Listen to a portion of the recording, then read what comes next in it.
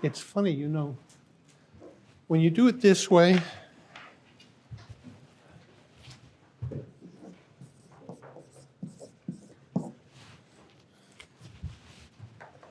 which is always the way I do it, it looks very foreign and as though it might be interesting to know, but it doesn't actually have anything much to do with you, right? But in fact, the reason why we're still reading Sophocles and others is that it has an enormous amount to do with us. You could say the doubleness of this word. I think I did this last week, but think about it in this way.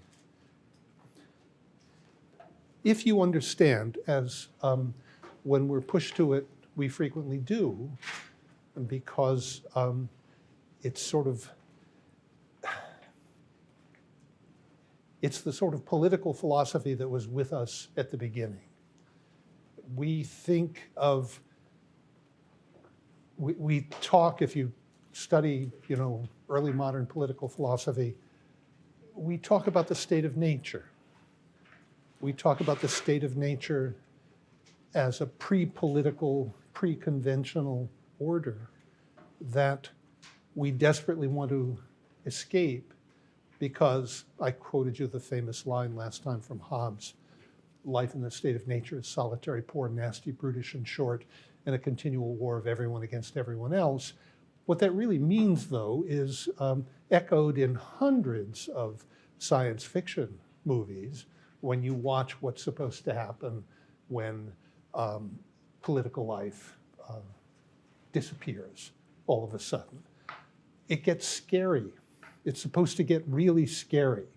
And that's what Hobbes really is appealing to try to help us understand what's so important about politics. And it's in a way what's present in the Stasimon that we looked at last time. It's why the polis is thought to be, in a way, the most important human artifact. It makes it possible to live like a human being. But the difficulty, the danger with it is that the more successful it is in distancing us from a situation that's scary, the less scared we are. Naturally, that makes perfect sense, right? So it erects a barrier between us and all the things that terrify us. And therefore, perfectly understandably, one becomes inclined to sort of take it for granted, that it will always be there, that it always was there, that it is invulnerable, and in a way, what the Stasimon tries to get you to see is that problem is built into the double character of the deinos, that it means both clever or canny and uncanny, that you wouldn't need to be clever unless there were lots of things to be afraid of, on the one hand, and on the other hand, the further you get from being afraid of things, the less you understand this driving need to be clever. So there's something self-undermining, there's a tension built in political life that it can easily fall prey to.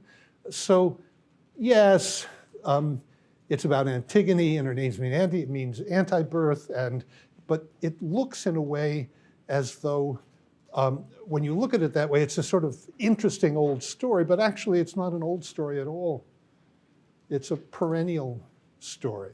Now, I think what we need to get to at some point, for some reason, the Greeks, or let's not say that, we shouldn't say that. For some reason, the tragedians whom we study, it's taken for granted, patriarchy, all of that is quite, sensible and understandable on the one hand. And on the other hand, this, in a way, one of the most patriarchal, that's not quite true, but certainly a patriarchal society. Women weren't good women, not the other sorts of women, but respectable women weren't allowed out of by themselves, right? So understood in that way, you could say everything that we are inclined to find deeply problematic, it was certainly present in Athenian culture in the 5th and 4th centuries, on the one hand. On the other hand, we've now read plays, almost 3 plays by 2 of the great tragedians, and it turns out that in some way, this doubleness of the Denos is what's fueling their understanding of the world.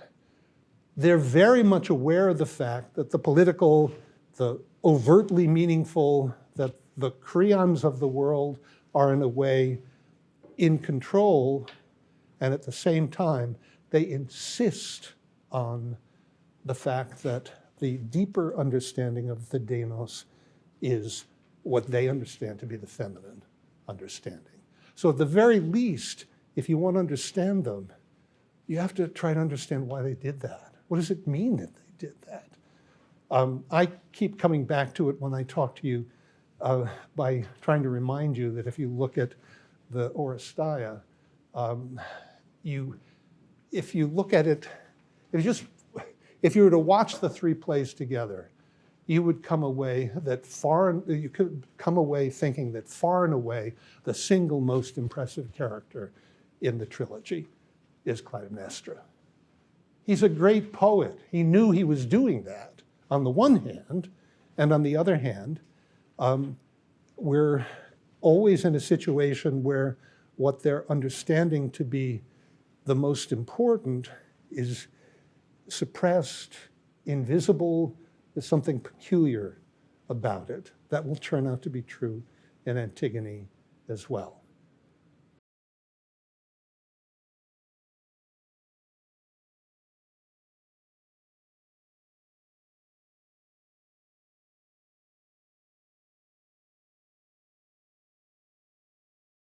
That's what it means conventionally. That's what it's taken to mean. So if a woman has either lost a child or had a miscarriage, it's possible to name the next child. If a male, Antigonus; if a female, Antigone.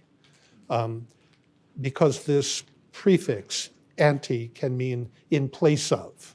So born in place of another. But of course, something moved you to ask the question. So even if the word isn't there, the thought, something like the thought is there. And it's, so I have and will continue to hit rather harder when we're talking about this play, the fact that the literal meaning of her name is anti-birth. I have, you know already, some of my reasons for doing that, because it's the strange connection between her and death. But I think it would be foolish to ignore the more conventional meaning of the name. And so what you just mentioned is worth trying to think through.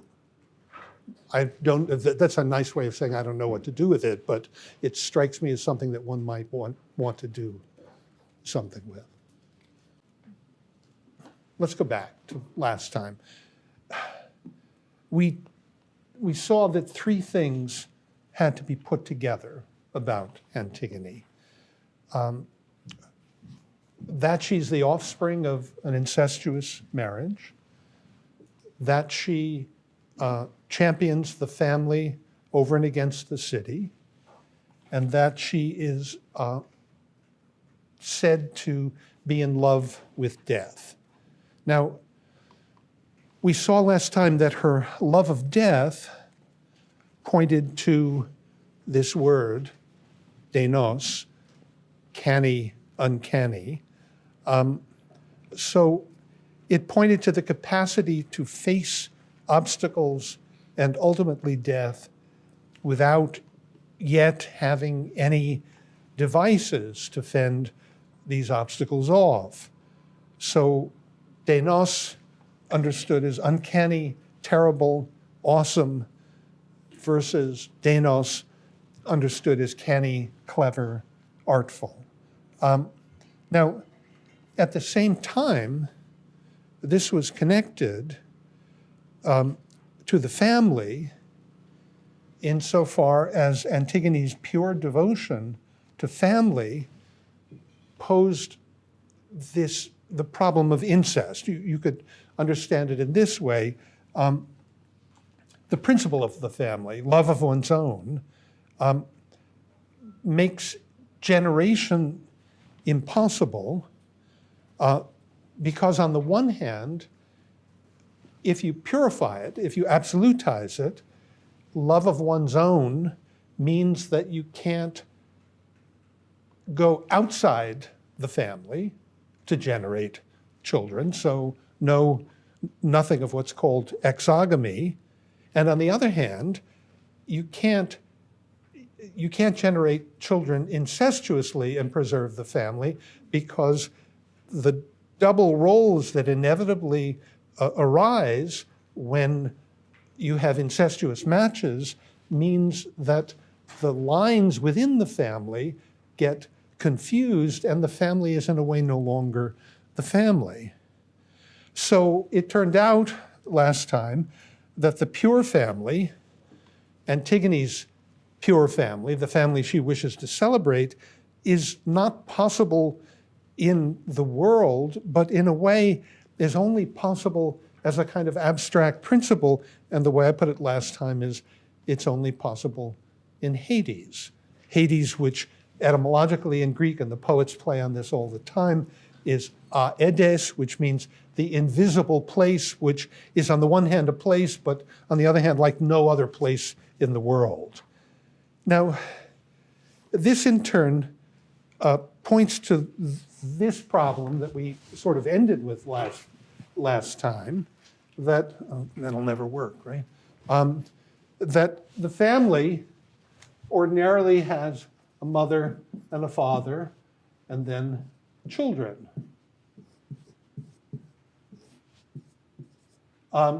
In this case, the mother is Jocasta, the father is Oedipus, and the children are Polynices, Eteocles, Antigone, and Ismene.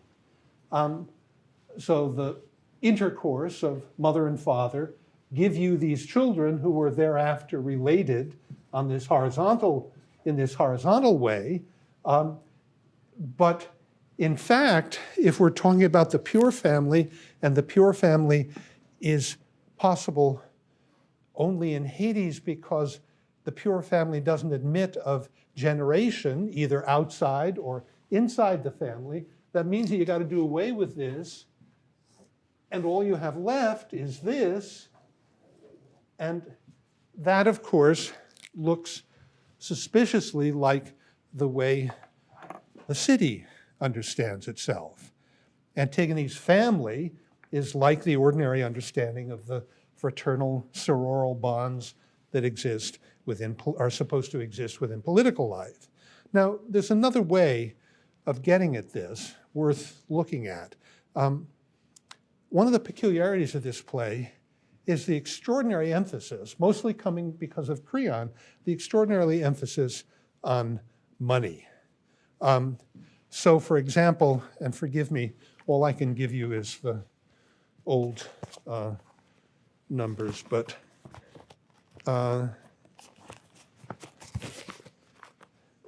these are the numbers I have. So on the one hand, 221 or 240,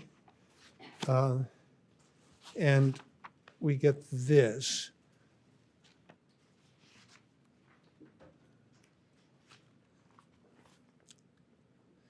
Yes, indeed, those are the wages, but often greed has with its hopes brought men to ruin. That's Creon.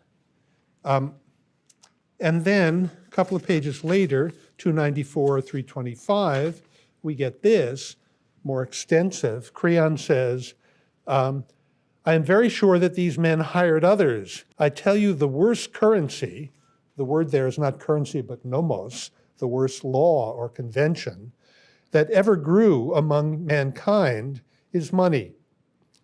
This sacks cities, this drives people from their homes, this teaches and corrupts the minds of the loyal to acts of shame. This displays all kinds of evil for the use of men, instructs in the knowledge of every impious act. Those that have done this deed have been paid to do it, but in the end they will pay for what they have done. And then much later, at line either 1034 or 1093, we get this.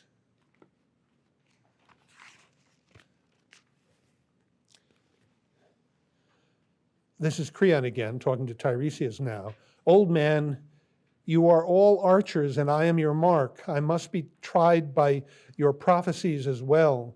By the breed of you I have been bought and sold and made a merchandise for ages now. But I tell you, make your profit from silver, gold from Sardis, and the gold from India, if you will. But this dead man you shall not hide in a grave, not though the eagles of Zeus should bear the carrion, snatching it to the throne of Zeus itself. Even so, I shall not tremble at the pollution to let you bury him. So the claim is that Tiresias has been bribed.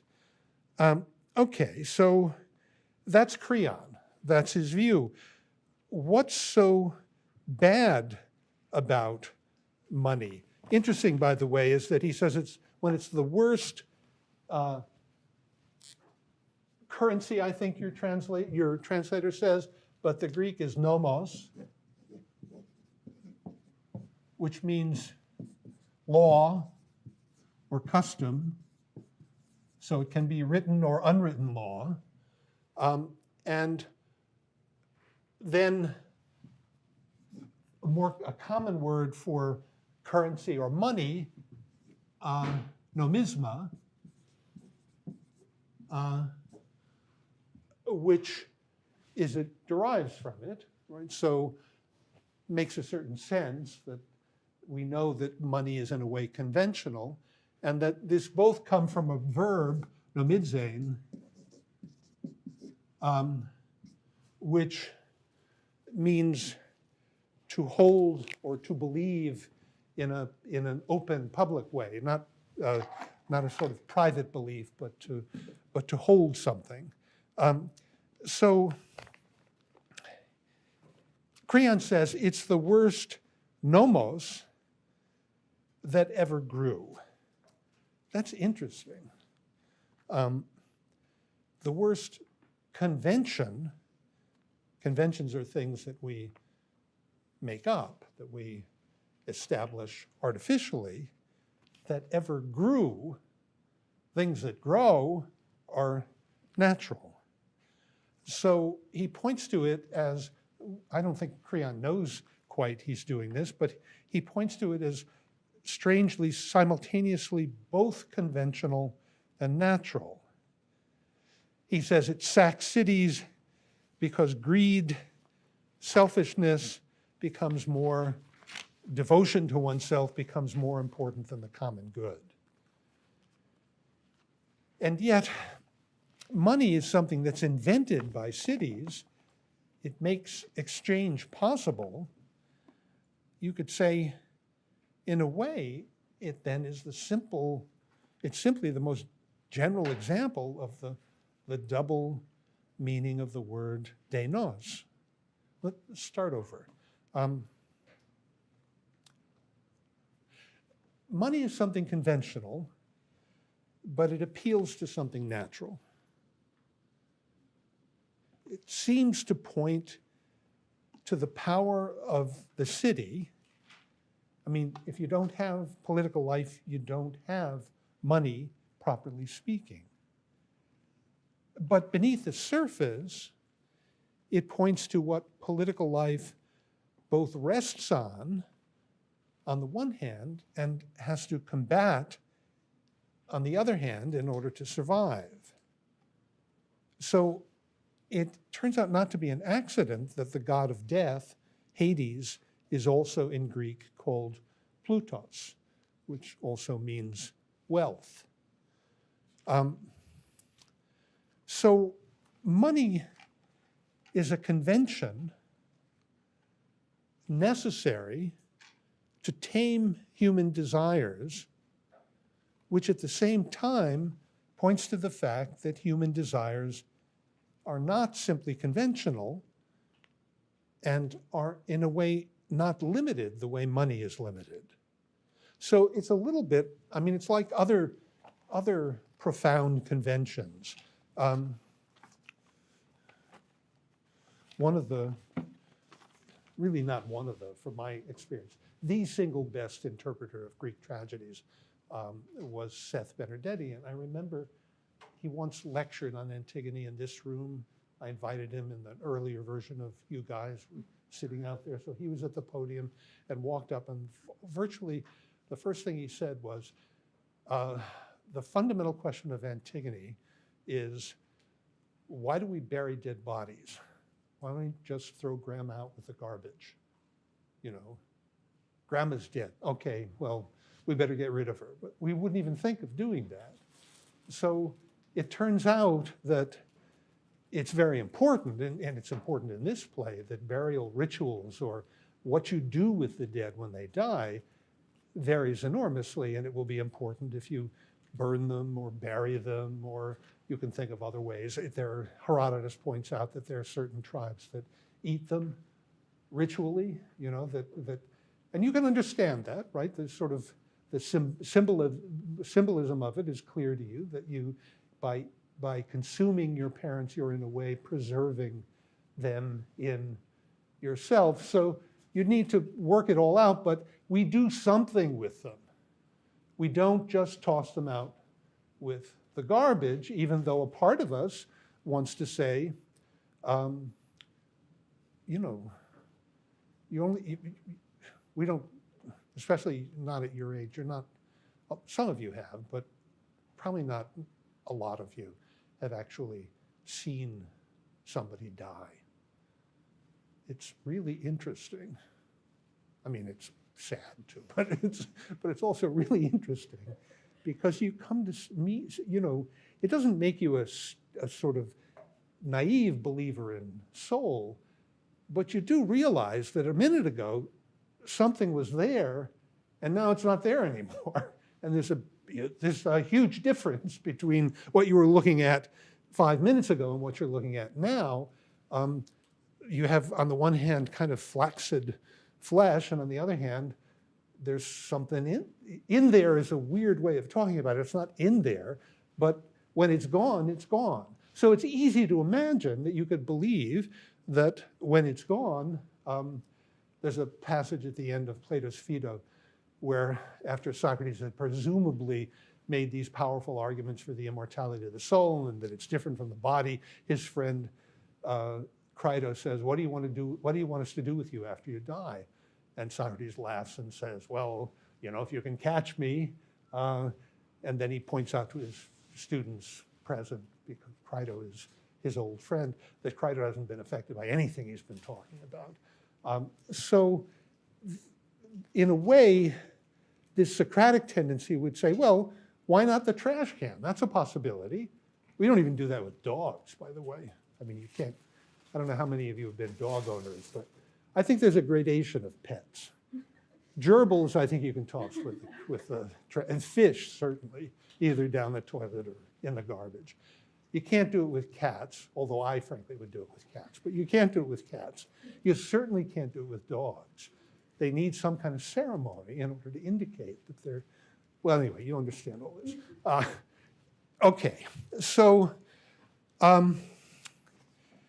back to money. It's like burial in the sense that burial, or something like burial, is a universal convention. And because it's a universal convention, it calls attention to the fact that there's something that it points to that isn't conventional. But to understand that means necessarily to call into question the value of money. You put it most simply, you don't want money. You want what it points to, ultimately. I mean, if I wish I could take a $100 bill out of my well, that I could manage a 20 if I had to. But there's a way in which if you saw it on the street, you'd probably pick it up because it's worth something on the one hand. On the other hand, when you think about what it is, it's a piece of paper. You don't care about the paper. It's a sort of, if you ever needed proof for how important symbolism is in our life, money would be the easiest example, because in and of itself, it doesn't mean anything. It only means something if it's somehow backed up. In order for it to be backed up, you need political life. But even when it's in force, what this points to is that it's not it that you want, it's what it points to that you want. And in fact, the fact that it points to something, as soon as you think about it, means that its value gets undermined for you. Now, what all of this points to is, in a way, the inner contradiction within the city itself. The problem with nomisma, currency, with nomos, with the polis, is that in order to be what they are, they have to appeal beyond themselves to some natural authority. But as soon as such an appeal is made, their own authority gets undermined. So when Creon's first speech begins, the very gods who created this catastrophe have set it right again, that's in a way the point. Now, once perceiving this weakness, there's an enormous temptation to try to overcome it. This comes out in Creon's attempt to divinize the city, to make it godlike. And in a way, this is the same as his attempt to imagine the city without money. I think the crucial thing about the play is that Antigone comes to see all of this far more deeply than Creon does, which is why she turns to a comparison, and we'll talk about in a moment, between Creon's law on the one hand and divine law on the other hand. Antigone sees the need for the polis, for law, to justify itself by some standard external to it. Just think about it in terms of law. I mean, it's odd, isn't it? Because when we make law, we have to, so imagine yourself sitting in a legislative body, and somebody says, I think we should have a law to do this. And then you all talk about it, right? When you talk about it, you have to say, well, I don't know if that's such a good idea, because if we did this, then that would happen, and that wouldn't be good. And somebody else says, but no, it would be important. And you have a debate, right? But what's governing the debate? There has to be some good that the law is meant to bring into being or to preserve. But as soon as that law is passed, of course, the law is the law. You don't give a reason for it. You don't say, well, no, you can't park here. Well, why not? That's just the law. And if you park here, you get a ticket. But that doesn't make any sense. I don't care if it makes any sense. That's the law. Now, that looks stubborn on the one hand, but it's not stubborn. It's perfectly sensible. That's the way the law has to work. Once it's established, it makes a claim to be the final authority. And yet, to establish it, you have to make an appeal for it in terms of something beyond it. But that means every time you make an appeal to what's beyond it, you have in effect undermined it because you're claiming that it's not the ultimate authority. It's only a law because it does X. So it turns out that in a weird way, the law requires a natural ground in order to be justified, you can ask the question, is it a just law? Is it a good law? On the one hand. On the other hand, it can't be a law if it's constantly open to debate whether it's a good law or a bad law.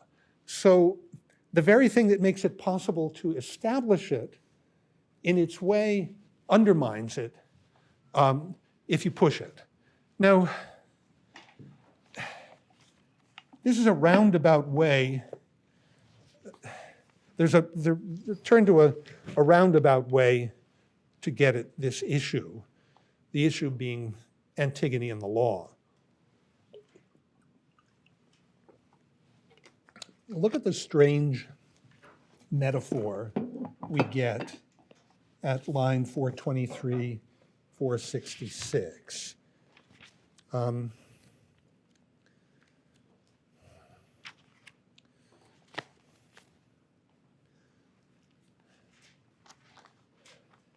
This is the guard, the sentry, describing what happened after Antigone found the corpse unburied. She was crying out with the shrill cry of an embittered bird that sees its nest robbed of its nestlings and the bed empty. Isn't there something odd about that? What is she lamenting? What's just happened? It's the dust, right? It's not Polynices, it's the dust. Polynices is the nest. The dust is what she sprinkled. That's what's gone. He's still there. She's lamenting the loss of the dust. And this is coming back to what you just said. It turns out that Polynices is the occasion for her action, but it's not so much his corpse as the burial that she sees herself as the mother of. Now look at 485 or 441, further down the page. This is Creon. You there that turn your eyes upon the ground, do you confess or deny what you have done? Yes, I confess, I will not deny my deed. And then to the sentry, you take yourself off where you like, you are free of a heavy charge. Now, Antigone, tell me shortly and to the point, did you know the proclamation against your action?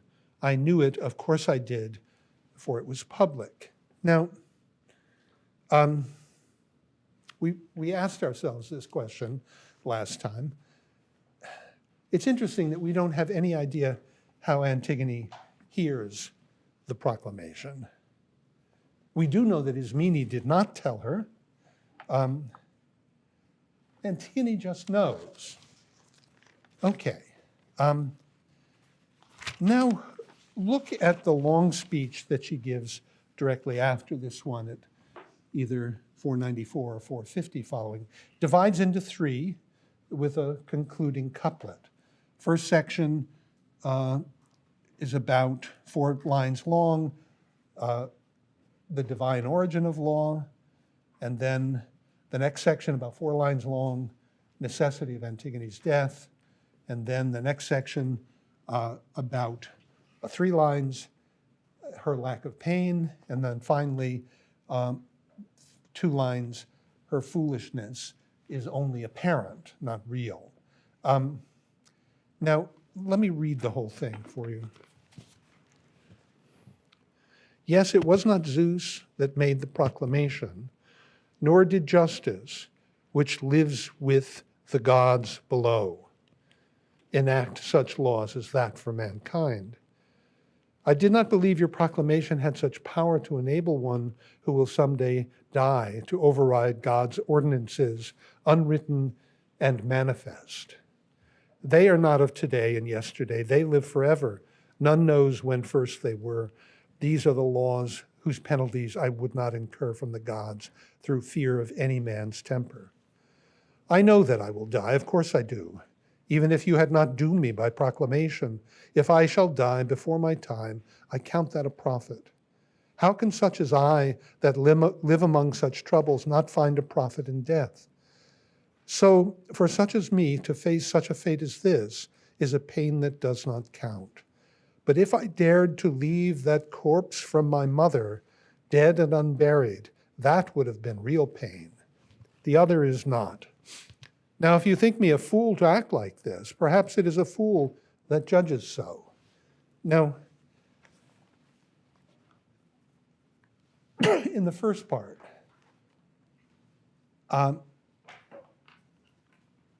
she opposes the human law to divine law, and human punishment to divine punishment. But in between these two sections, she inserts an argument about the eternal character of these laws and their manifest or self-evident sanctity. Green has secure, but it's really manifest, self-evident. But Antigone has a hard time putting together the need for divine punishment with the self-evidence of the burial laws. So she's doing two things at once. On the one hand, by making these laws divine, she's appealing to a source beyond the law. And on the other hand, she wants to claim the law's self-evidently binding character. Now, in the second part, she goes on to connect her knowledge of divine punishment, divine justice, with her knowledge of her own mortality. Yes, I know I'll die. In neither case does she need anything like a proclamation to know her obligations. So Creon's response immediately after speech, the savage spirit of a savage father, is rather appropriate. He goes on to say, the chorus say that, and then he says, I would have you know the most fanatic spirits fall most of all. It is the toughest iron, or it is tempered iron, baked in the fire to hardness. You may see most shattered, twisted, shivered to fragments. I know hot horses are restrained by a small curb. So she's described in two metaphors, tempered iron and raging horses. The one is artificial, the other is natural. So without quite realizing what he's done, Creon has described Antigone in terms that point to this contradiction at the heart of law itself. Natural on the one hand, conventional on the other. So if Antigone were somehow to stand for law, it would account for a number of peculiarities. It would account for why she treats Ismene as sister as such. That's sort of what the law does. It always treats generic cases. It never treats specific cases. It would account for for the same reason, the way in which she equalizes Polynices and Eteocles. It would, in a way, account for her claim that her soul died long ago. The law, when you think about it, Aristotle actually says this in the third book of the Politics, that the law can only be what it is because it doesn't have soul. If it has soul, it has interest. It has something that it wants, something that it longs for. It has to be neuter. But it can only be that if it's not ensouled, and then of course that leads to the fundamental problem of law, which is that it doesn't enforce itself, and therefore it needs to be enforced by a living agent, and as soon as you have a living agent enforcing it, you have to wonder about whether the agent brings its own interest to the enforcing of law. It would also account for Antigone's absolutely untroubled and certain demeanor. She's not filled with self-doubt in this play. So Antigone, you could say, somehow reveals to us the savage nature of the law. That's the passage I just read from the chorus, as opposed to its civilized nature. Think about it for a minute. Does she ever explain to anyone in this play how she knows what she knows? She acts without any calculation of what is good or useful. She simply does what she does. She never really attempts to persuade anybody. She states her case. She leaves it at that. Antigone behaves as though she were the law. Now, there is a problem with all of this looming. She doesn't seem to pay enough attention to her own line at 455, 499, where she talks about the gods' unwritten laws. Now, divine law really has to be unwritten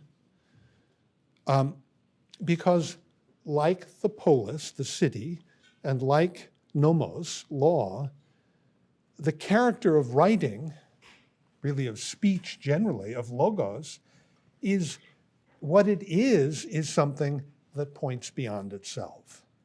It is what it is by virtue of pointing to something other than itself. So, like the polis, insofar as speech, logos, has authority, in a way it undermines its own authority. Now, Antigone first presents divine law as something that governs her just as human law would govern her, except it's better. But it can't really function that way.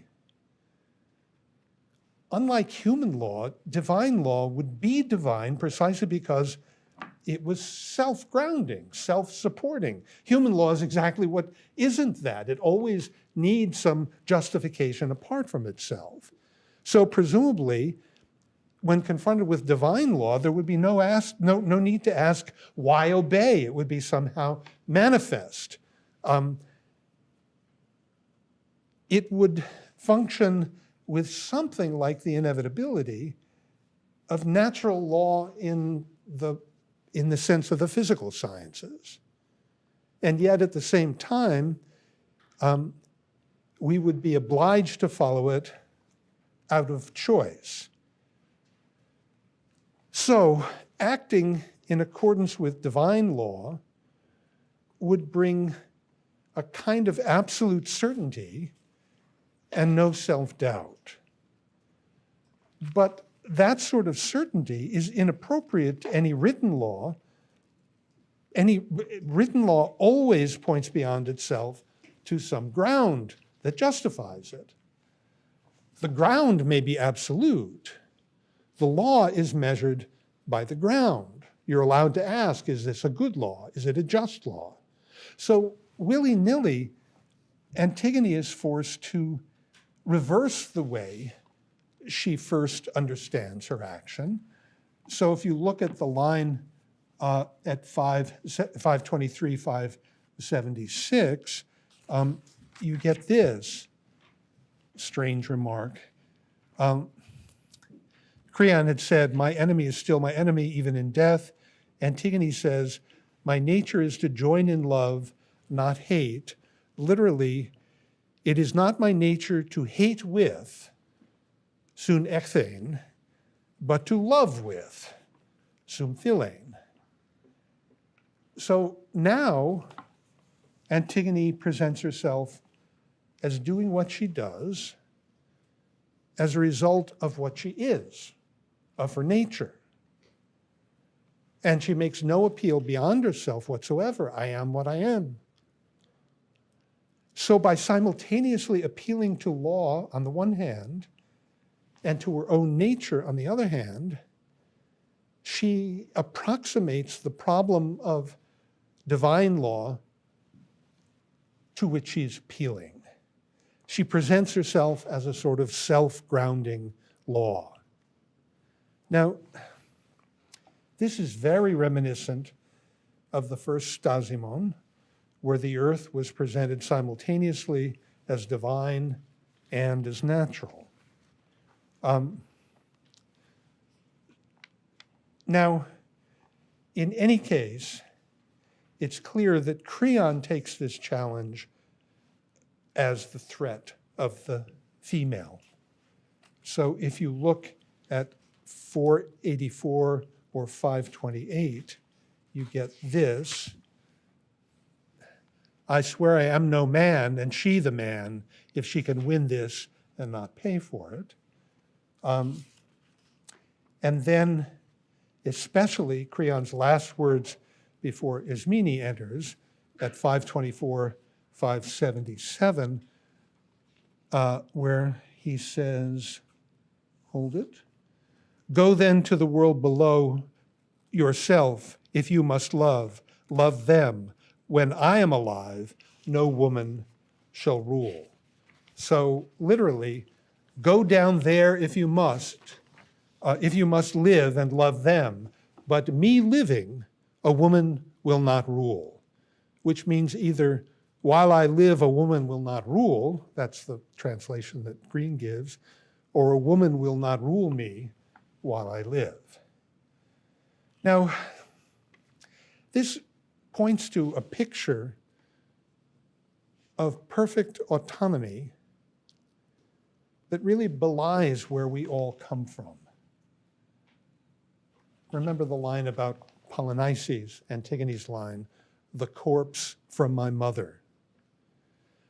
Creon's illusion that the city is self-caused, that it's autonomous, is at odds with the fact that he and all of us have been born.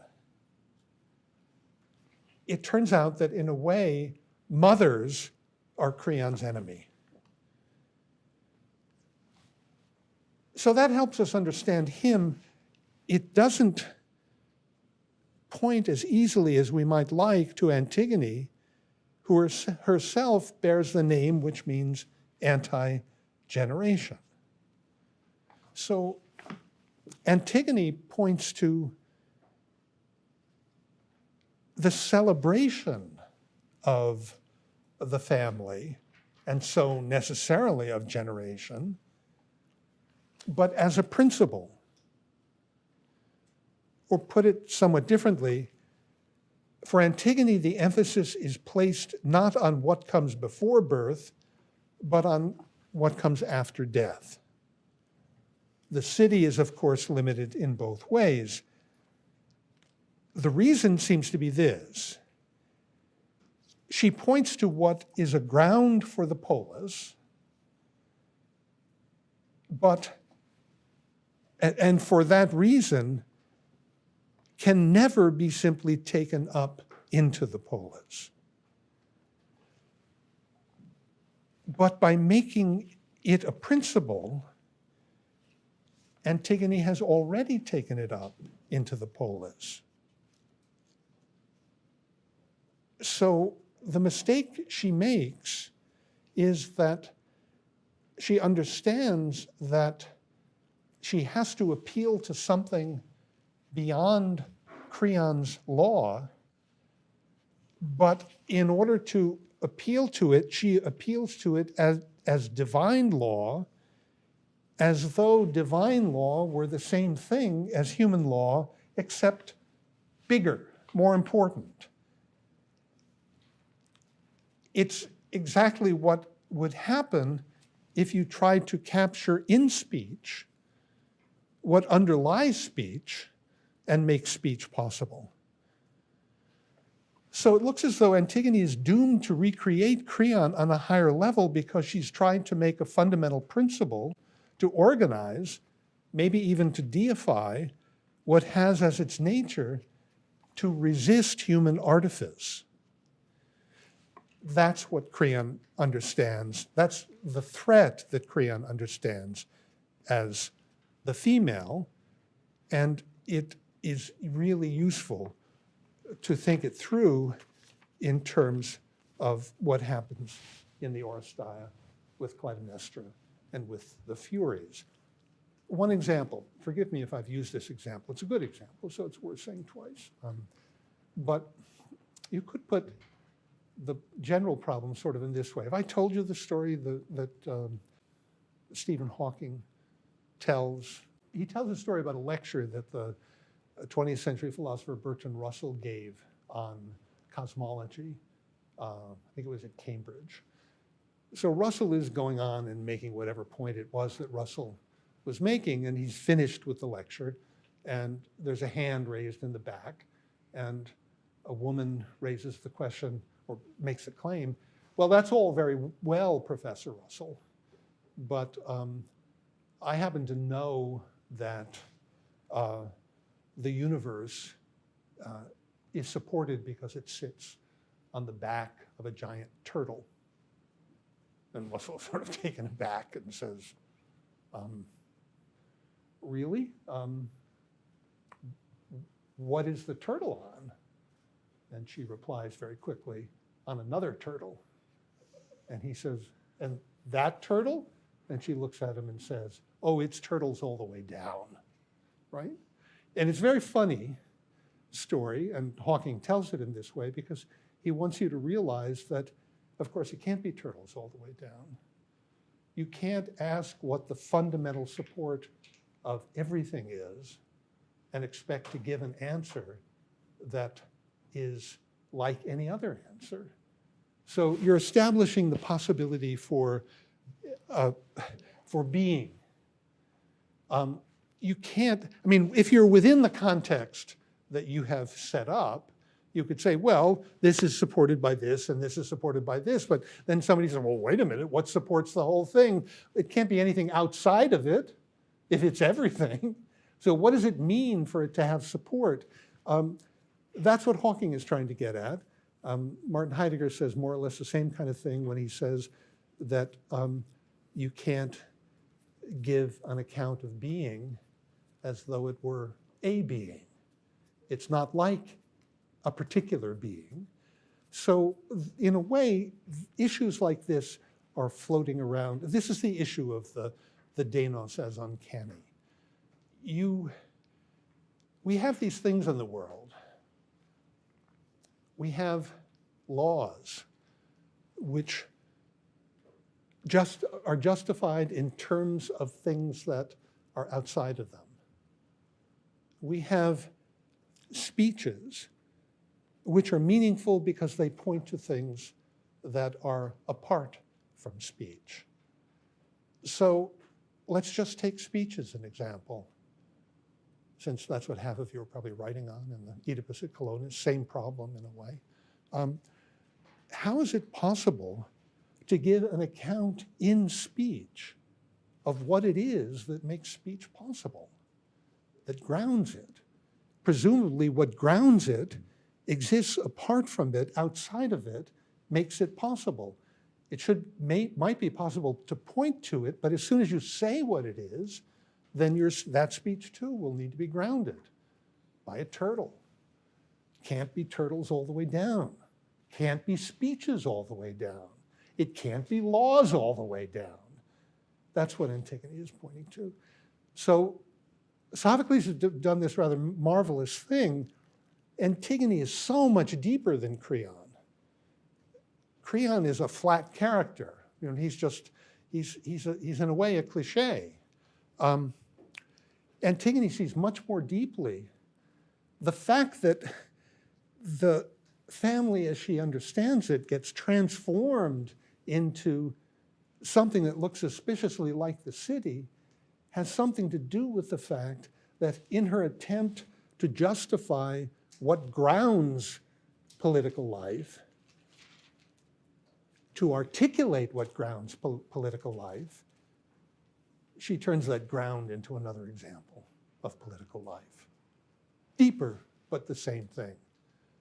Divine law rather than human law, but still law.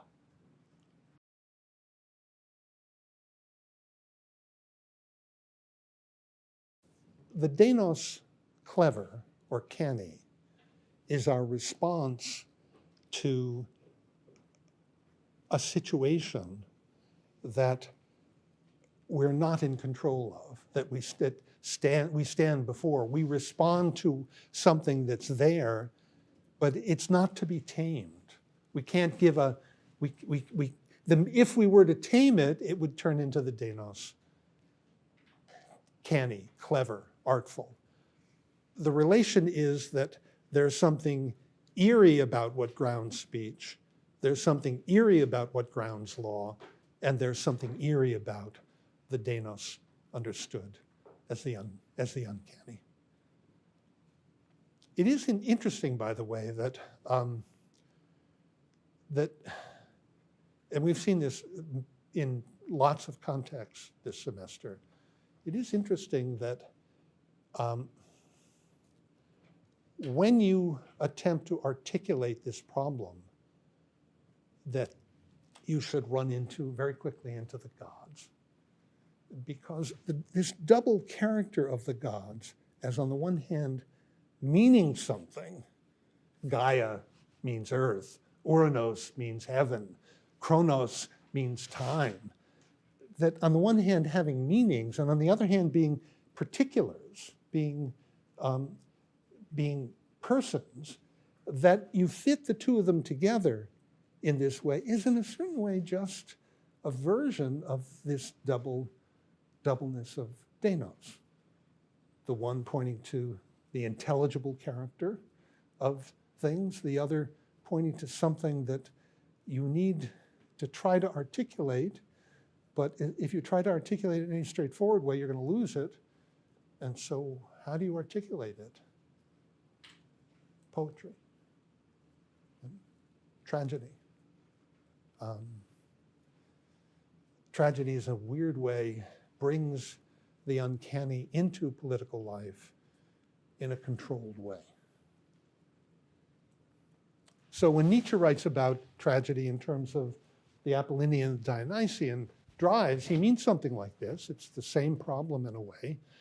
And then Nietzsche was a trained classicist. He knew what he was doing. He makes Dionysus the god of, drunkenness and chaos and disorder, and Apollo the god of order, and so on and so forth. And it looks as though there are these fundamental principles that are at odds with one another. At one point he says that the greatest creation of the Apollinian drive in human beings is the creation of the Olympian gods. They are an Apollinian order. And then it's, if you think about it for a minute, you realize, wait a minute, Dionysus is an Olympian god. He's a weird Olympian god. He's the last of the Olympian gods, but he is an Olympian god. So what does it mean that in order to talk about the principle of chaos, you have to treat it like one of 12 orderly principles in the world? It is bizarre that in order to give voice to Dionysus, or whatever it is that Dionysus represents, you have to do it in an orderly Apollinian way. That's Nietzsche's formula for tragedy. Greek tragedy is Apollinian form, Dionysian content. We'll see that soon when we study the Bacchae. I think that's the last one we do. And striking thing is that the story of Dionysus is that that Semele is impregnated by Zeus, and at a certain point, and nobody believes her. They think that she's just, pregnant by somebody, some unknown. She insists it's Zeus, and so she at a certain point demands to see Zeus face to face, and he agrees, but of course the consequences of seeing him face to face is that she burns up. She's pregnant at the time, so he saves Dionysus and puts him in his knee, and Dionysus comes to be born out of Zeus's knee. The interesting thing about the play is that we learn all of this when an actor with a mask steps out on stage in the prologue and says, "Hi." Doesn't quite say hi, but "I'm Dionysus." We're confronted with looking directly at a god. That's what the play will turn out to be about. What does it mean? What might it mean to look directly at a god? Not, by the way, important. I didn't do it, actually didn't do it intentionally. I realized it after I'd done it. I was describing Antigone's perspective and saying, she does what she does. I am what I am.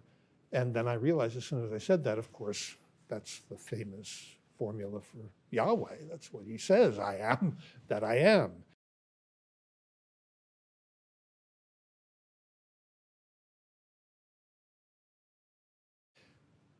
Yes, I think that the interesting thing, and I have no doubt that Nietzsche knew he was doing this when he wrote The Birth of Tragedy. But the problem is that, and he, as I say, this is intentional, there's a way in which he wants to say every tragedy is about the same thing.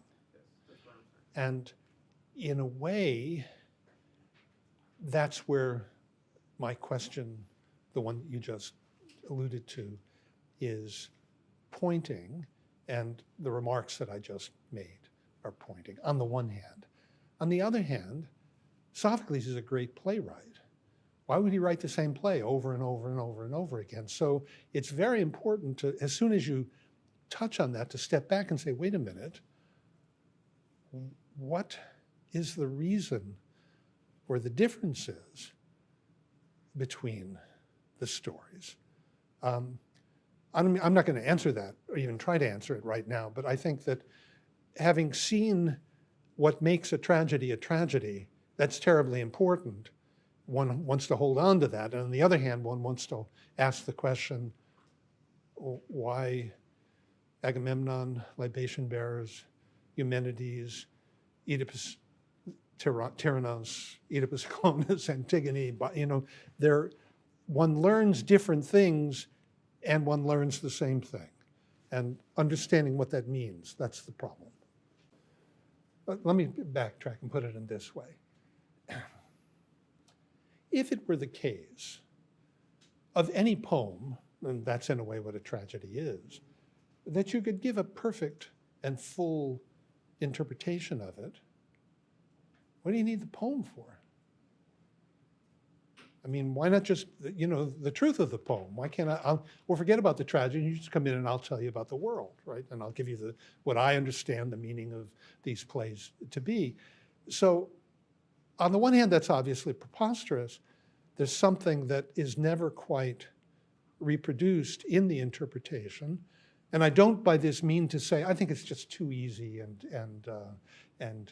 it's a cheap way out to claim, oh, well, poems are infinitely interpretable and you can do them in any way you want to and each generation will do it in its own way. And isn't that wonderful? That's just another way of saying they're meaningless. You can do whatever you want with them. You can't do whatever you want with them, but you're never quite satisfied with what you do with them. What's that all about?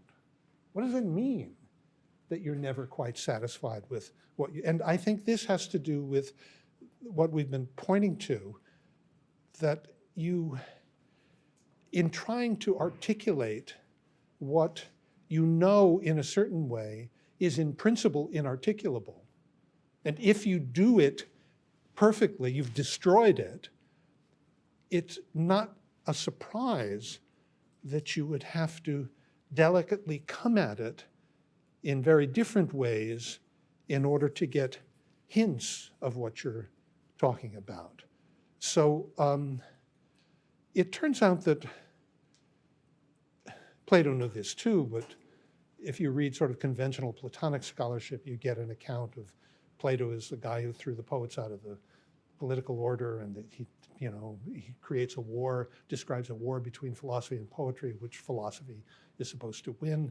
He knows that's not, I mean, what Platonic philosophy is about the absolutely essential character of the mixture when you're talking about the deepest things of poetry and philosophy. You can't talk about the deepest things in the way you talk about everything else. Heidegger's, you can't give an account of being as though it were a being on the one hand, and then you realize, well, you can't give an account of anything unless you give an account of it the way you give an account of everything else, and therefore, what's he talking about? Well, it has something to do with the difference between the sort of flat, prosaic way of thinking about things and the understanding of the need to talk about them poetically or metaphorically. So, as many of you are coming to realize, because I force you to admit it, not because you've actually believe it yet, but you will, that's what Aristotle's Poetics is all about. And that's why it's not just a praise of poetry, but it is poetically written, even though it looks like it's dry as dust. It is, in fact, extraordinarily poetic in its presentation. And it has to be, because talking about these things, that's the only game in town.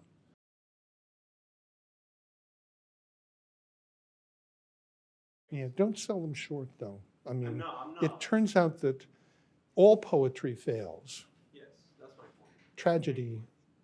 Tragic poetry is about the necessary failure of poetry. And so it's remarkably self-conscious in what it's doing. That's really, one strand of Aristotle's Poetics. That's what it's about. All poetry fails because all of its accounts are excessively orderly, beautiful.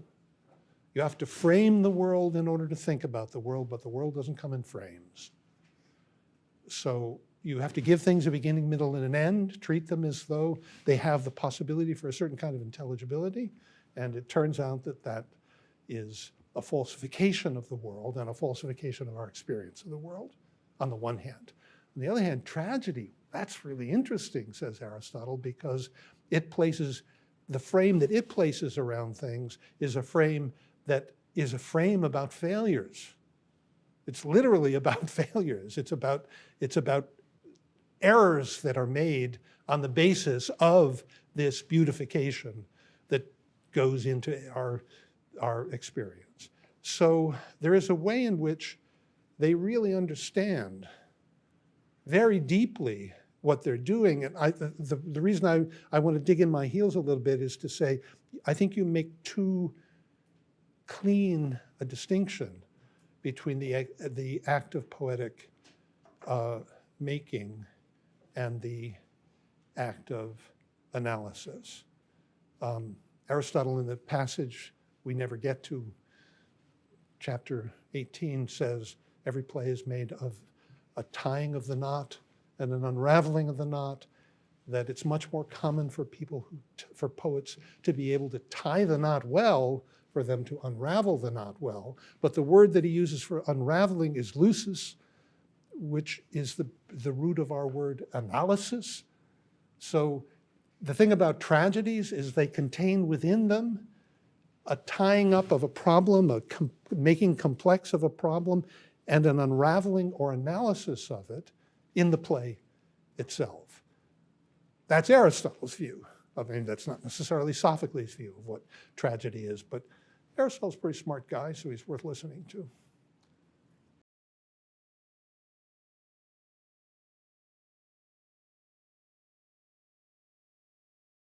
See what a beautiful thing he's done, because if she manifests herself as a divine law, what Creon says of her is that she's two things: raging horses and tempered steel. And so it looks as though she is natural. That's Antigone when she says, it's my nature, it's my nature not to hate with, but to love with. And so in a way, it's like saying, I don't have to justify. I just know this stuff, on the one hand. And on the other hand, she says, I don't obey your law, but the divine law from Zeus, which means she's looking away from herself to some standard. So she combines within herself the tension that exists within the very notion of divine law. That's the first part of your question. That's why she represents. Now, then the second part was about the family. Antigone looks at the family and says, Creon, you don't understand. There's something so much deeper than what you represent. And I am going to tell you exactly what it is. It is the principle of the family. So she takes the thing that grounds human life and makes it possible. She says that it's different from Creon's understanding of law. And then in order to make her claim, she turns it into something that looks exactly like Creon's understanding of law, except higher, more. So it reminds me a little bit of what happens, and Plato does something very similar in the seventh book of the Republic, where he says, you know, we're all like creatures in a cave, and we are tied to a wall, and we can't see the real world, and so we see the shadows on the wall. And if we could only be forced to turn around and go outside, we'd see things in the light of the sun, and we'd see the real things. So in order to make a distinction between seeming and being, between opinion and knowledge, it looks as though he ties it to a poetic distinction between inside the cave and outside the cave. But the difficulty is, if you take that seriously, the problem is that you're just, I mean, when you're inside the cave, you see pale images, great. But it's still, when you're outside the cave and you look at the things as they really are, you only see one side of them. You don't see the other side. You can't see them from all around. We don't have any notion of what that would mean. So it turns out that the vision that you're using outside the cave is exactly like the vision you're using inside the cave. So it's an image which is designed to get you to believe that there's something more. And he means to do that, of course, but he treats the something more as though it's just like what's down here, except better.